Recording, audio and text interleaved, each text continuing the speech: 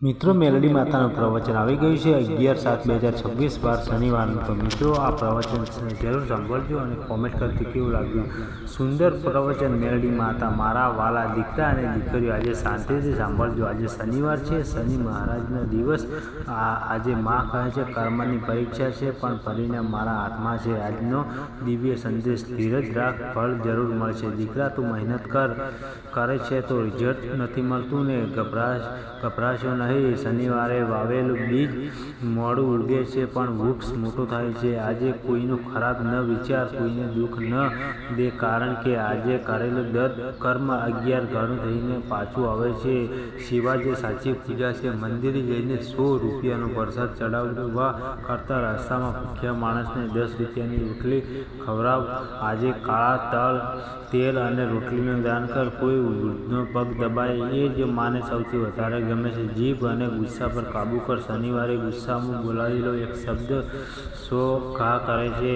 કોઈ તમને ખોટું બોલે તો ચૂપ રહો. હું જોઈ રહી છું જે તમને રડાવશે અને હું જવાબ આપીશ.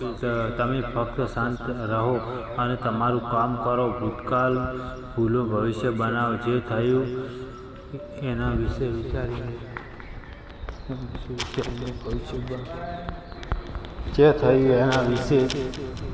જૂની નિષ્ફળતા માની ચરણમાં મૂકી દો. આજથી નવી શરૂઆત કરો. 2026માં તમારું વર્ષ. માનું વચન. મારા બાળ, હું જાણું છું તું કેટલો થાકી ગયો છે. દેવ બીમારી, ટેન્શન વધુ એક સાથે આવી છે.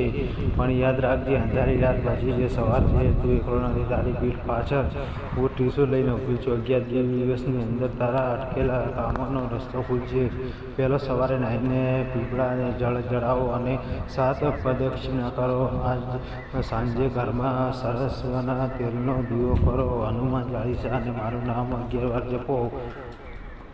મિત્રો, તમને આજનું મેલડી માતાનું પ્રવચન સારું લાગ્યું હોય તો વિક્રમ સોલંકી શો ચેનલને જેટલો બનાવેલો વધુ સપોર્ટ કરજો. જય માતાજી.